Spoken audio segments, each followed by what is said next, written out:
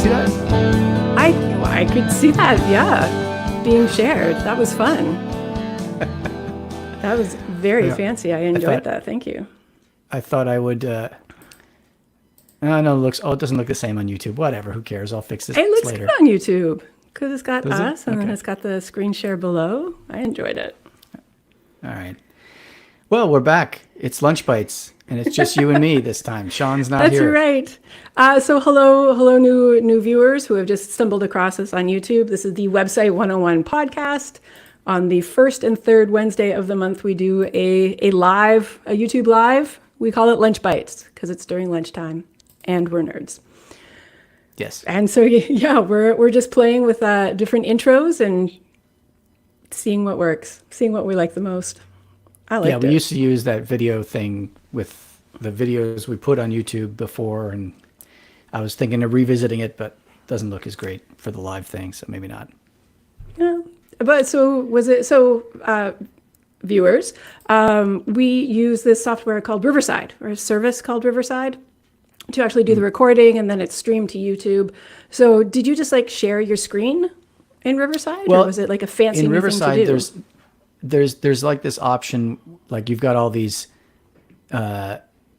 sound clips you can play, all these stupid things. And that's where I normally play the intro music, but you can also put videos in there. And I thought it would be like overlaid on top of this, but when you do it as a video, it's just a separate. It's as if you're presenting, so it's not as cool. Okay. I'm not against it. Yeah. So I don't know. Maybe I'll try to work on it in the future. But Sean's not here with us. What's going on with you? Oh, so yeah. So you know how, especially in our industry, there's always this concept of imposter syndrome about how other people will be talking about something, and you just sort of nod along, and you'd be like, yes, that's interesting. So I apparently unknowingly did that when we recorded our last podcast. Okay. For those who are just finding us on YouTube, you can go check us out at the Website 101 podcast. We're also on all of the streaming platforms. So our last release was about project management and the different software, the different websites that we like to use to manage the projects. And I thought it went fine. I thought it was a good episode. I've had a couple emails, a couple people contacting me saying they liked the episode and they learned a lot and all these other things. And somebody contacted me and was like, here, I can even find it on my phone because it was very specific. I'm listening to this week's podcast. What does convo mean? What is it short for? And I'm like, well, and we recorded it a few weeks ago, so I couldn't quite remember. And I'm like, so what's the context? And they were like, project management tools. And it's the type of tool that Trello is. And I'm like, what? So I started I went back and I listened to the episode, and it's like, it sounded like they were saying Kanban. It sounded like Sean was saying combine, not combine, but combine. And we went back and forth a couple times, and I didn't know what was happening. And then let me share my screen. My screen. Another share screen. Another share screen. This one. And I got to resize the window. Sorry. I'm finding it very annoying that whenever I share a screen, it's the whole thing. Anyway, so here is the screen share. So it's, I guess, Kanban? I have heard it pronounced Kanban, as if it's Konbon, Kanban. Now Sean was saying it Kanban. It sounds like he was saying Kanban. Yeah, so maybe we're all saying it wrong. Who knows? But basically, here, let me zoom in a bit. It's basically just, again, Trello. It is this format, basically where you just put things in categories visually. Mm-hmm. And according to the Project Management Institute, it's a visualization tool that works in progress to help identify bottlenecks. But it caught me off guard, and I thought it was so funny that it's somebody contacted me directly and was like, what does this mean? What is the meaning of this specific word? And I was stumped. We talked about it for 15, 15 20 minutes. minutes. But I think because we kept using it in relation to like the context of Trello, I can picture Trello in my head. And now that I see this image, it's like, of course, that's what it means. I didn't know this had like an official term. I didn't know that it was like part of the Project Management Institute. Like, yeah. So everybody out there, feeling imposter syndrome, it happens to everybody. Fake it till you make it happens to everybody. It's not always a bad thing, but you know, I guess the most important thing is that if you get called out on it, don't keep faking it. Just be like, oh, God, I guess I should go look that up. Yeah, some of those things you can only fake it so far before it becomes a problem. If people think you know what it is and you don't, and not like just knowing the definition, but something like when a listener contacts you directly and is like, "What is this word that Sean keeps saying?" And I'm literally like, I do not know. Yeah, what were we talking about? Yeah, exactly. What were we talking about? Right. So yeah, I thought that was. If I felt silly, and then I learned. So then I felt better about it. And the truth is, everybody, we all know. We know that method of having columns, and something moves throughout the columns as the project progresses. It's just a lot of people don't call it by that name, but yeah, that's what it is. Because a lot of software outside of Trello also, I said Airtable does it and whatever. Well, speaking of that, I've got some more potentially imposter syndrome provoking terms. Do you know what DKIM, SPF, and DMARC are? Okay, so the DKIM isn't it like a record that you put on like with your domain registrar because it like does some sort of DNS pointing for a thing? Yes, that's as much as I know. Right. Yeah, but I don't know what it's used for. I don't know why it exists. It's just basically when I Google it and they're like, create this record, and I'm like, all right. Yeah. Well, the truth is, they're methods of dealing with your email when they're coming from your domain, right? They tell people that, hey, we're not a spammer, we're legitimately this email address and that kind of stuff, right? So it's to prevent people from spoofing your email address. But the thing is, starting this month, February 2024, Google, Yahoo, and MailChimp are all requiring that if you send email from a domain that's not, at gmail.com or whatever, you have to have those things set up. Now, 2 of them are only if you send more than 5,000 emails a day. So it's not a huge thing for most people. Yeah. But one of them, I think SPF has to be set up, whatever. Anyway, I've been dealing with this with some clients of mine whose email I sort of handle. Mm-hmm. And I've learned a lot. And as it so happens that Syntax FM, those guys, Wes and Scott, have just released an episode about this where Wes Boss talks all about what they all are. So go check it out. I'm not going to repeat what they are. We'll link to it in the description below. So far as I'm concerned, Wes Boss. Hey, Sean. Hey, I made it. Everybody, Sean's here. Amanda's about to fangirl about Wes Boss and about how he knows so much and he's just so much fun to listen to. And of course, he's got a podcast episode about that already. And please ignore us and just jump right over and listen to that. Jump over there, but it's about what? I am sorry. Obviously, I don't know the context. It doesn't matter. It's Wes Boss. We were talking about DKIM, SPF, and DMARC settings for your email server, which are now required by Google and Yahoo starting this month. And I've been setting it up for my clients. I know nothing about that. An episode about it. Yeah, well, listen to Wes Boss's episode. He'll tell you all about it. I guess I need to get on top of that. Yeah. Like I said, most of them it's really for if you send more than 5,000 emails a day, and so it doesn't apply. But there's one that does apply to everybody that you probably should have set up. You might already have it set up. The truth is, some people, like you said, Amanda, you just kind of, I have to do this. Okay, I do it, So a lot of people might have it, but that's what I was dealing with this week. And I'm learning more about email, I guess. Yeah. Well, I also got the email notification. So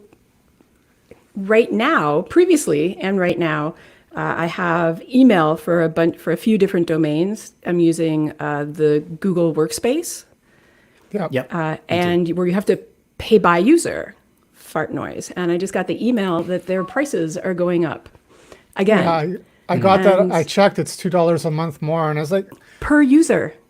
Yeah, I only have one Oh, is user, it? just me. Yeah. I have 3. Yeah. So it adds up. So anyway, a couple months ago, I signed up and I started using MX Records to be like sort of the email service. And I've only got it set up with like one account so far, because the other ones have like some archived messages, but like in the MX Records documentation, they're like, oh, use this service to like move archived messages over. And so I just haven't gotten around to it yet, but so far I'm pretty happy with how it's working out with that one that one domain that I've got set up on it.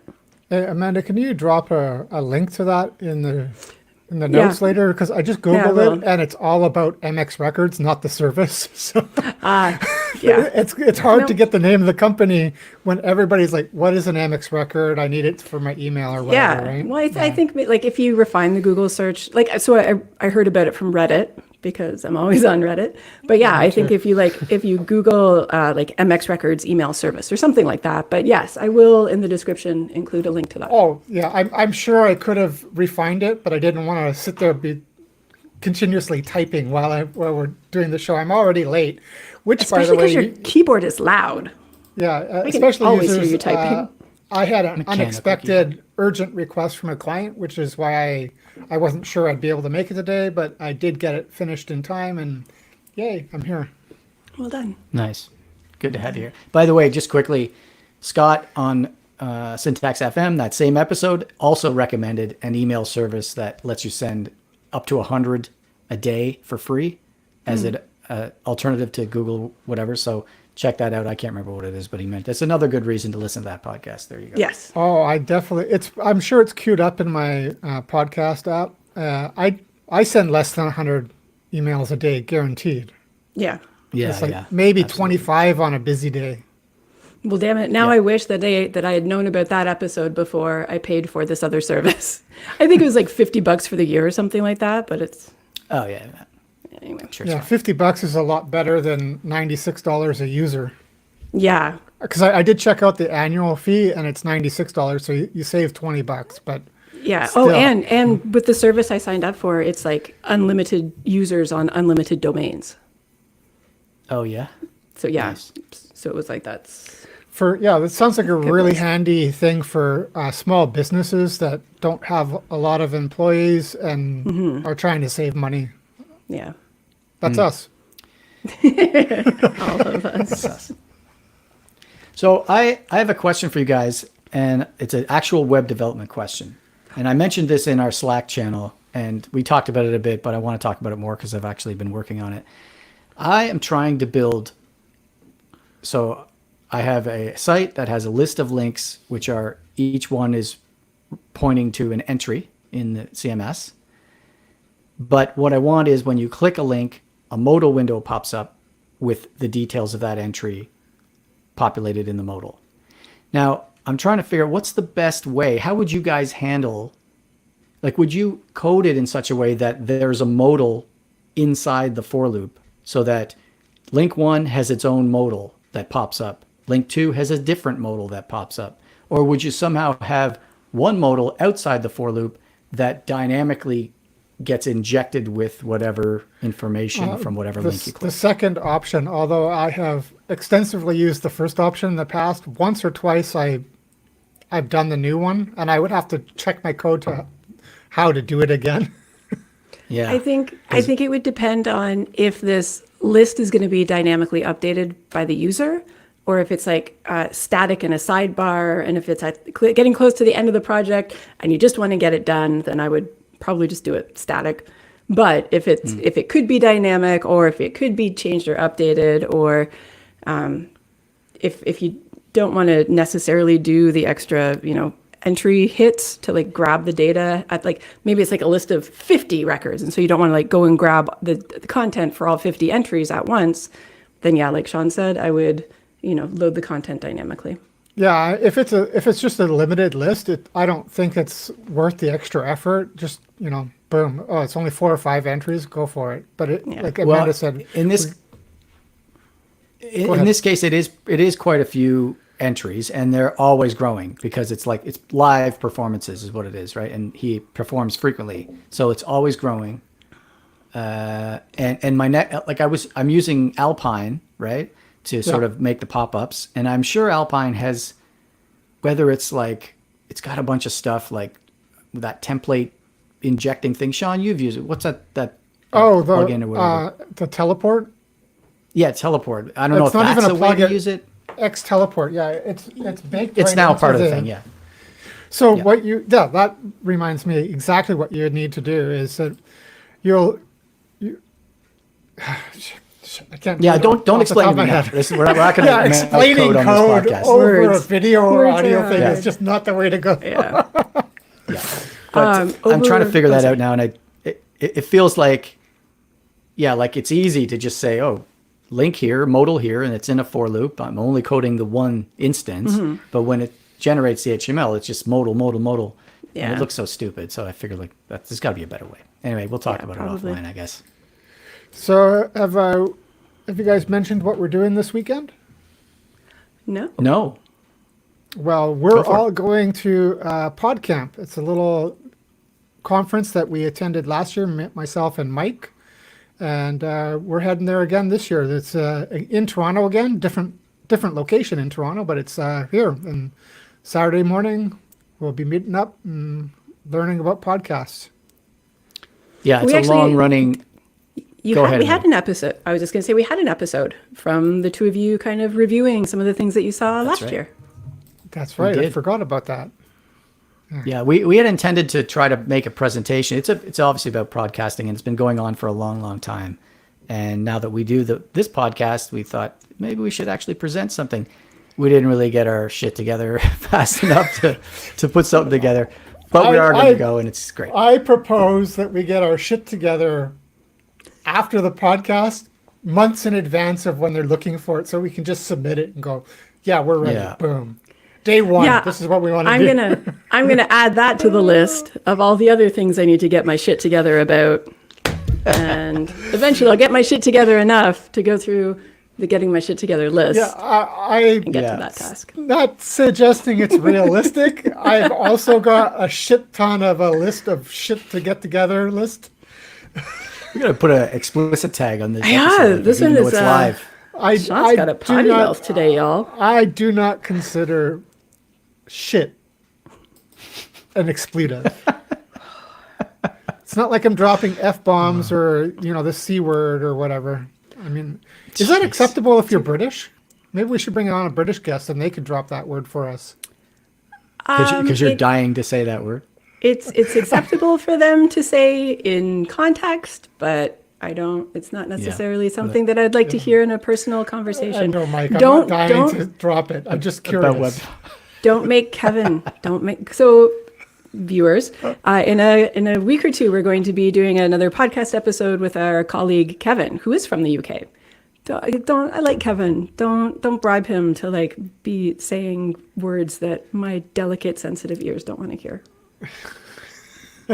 Kevin doesn't even use that language when he's typing. He puts asterisks and stuff. In the word. He's good. Very careful about that kind of stuff. Yes. Yeah. So have you guys seen Sora? This friggin' AI video thing? Yeah. No, I saw that you talked about it or linked it. I saw some buzz about it, but I didn't take a look at it. You didn't look at it?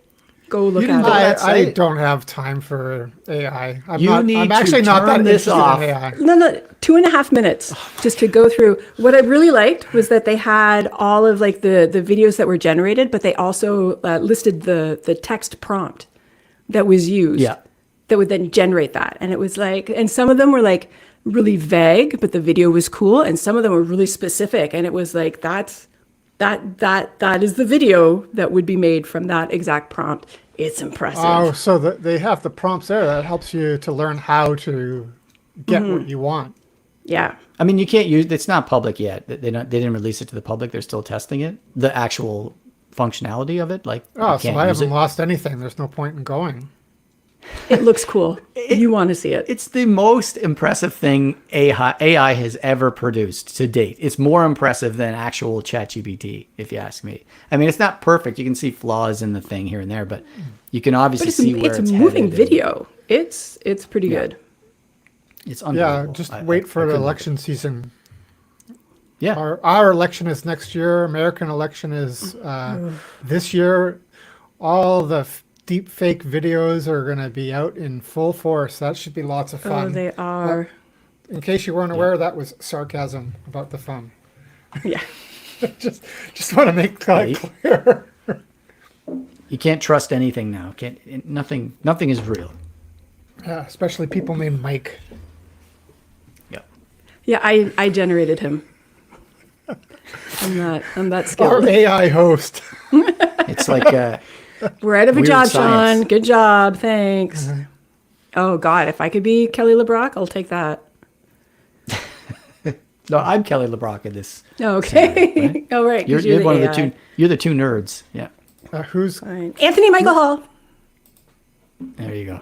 I called it. This is Kelly I'm talking LeBrock. about the movie Weird Science from the 80s. There's a movie Oh, called Weird all Science. right. Oh, it's been so long since I've seen that.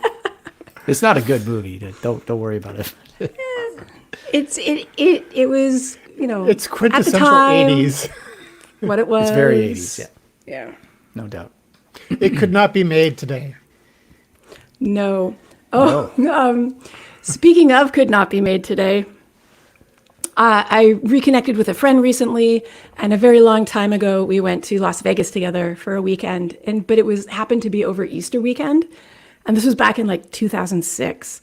And I can say that with absolution because we made T-shirts for our Vegas trip, and it said, Seriously? Wow. oh yeah, what did we call it?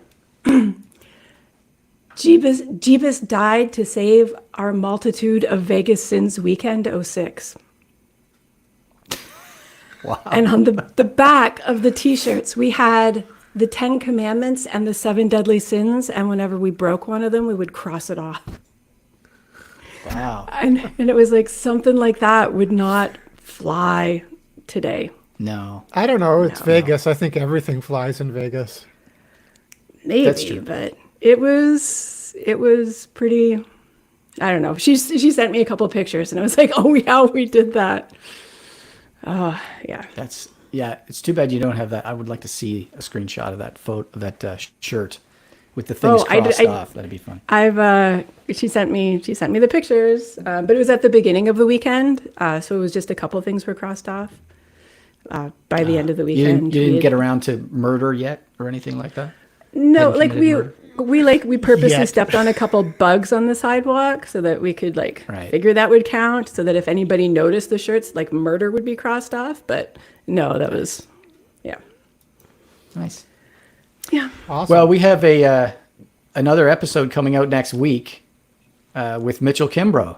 Should Yeah. we just kind of promote the episode? Go subscribe if you're not absolutely. subscribed to the actual podcast. Yeah, let's do that. yeah. Yeah. Owner, creator of Solspace. It's an excellent episode about talking about what to do when business is slow. That's right. Yeah, he was and really it's good to talk to. super, yeah. It's speaking of Sean, you weren't here, but at the beginning, Amanda and I were talking a little bit about imposter syndrome and that kind of thing. We kind of get into that. We'll have a more thorough episode about it sometime, but I think in a couple weeks actually. But Yeah. Mitchell got into it a little bit. So even guys of his stature he's been running a company of 20 people or something for 20 years. And he still has like stories where he mentioned that he broke some website or something the day before we talked. And it's just great. Check out the episode. It'll be out next week, next Tuesday. Yes. Yeah. Awesome. Okay, Well, friends, well, I think that's a wrap. Should we wrap it or? Yeah. I think think it sounds good. Yep. See you guys in 2 Nice. weeks. I mean, Well, you guys absolutely. being our audience. Yes, viewers, we'll see you. No, is it 2 weeks? No, I think it's because it's I don't know. Oh, it's Remember, first it's the and third first Sunday. Wednesday, Yeah. first so and 2 first and weeks. third Wednesday. So 2 weeks. okay, cool. thank you for tuning in, everybody. Till next time. Bye. Stream has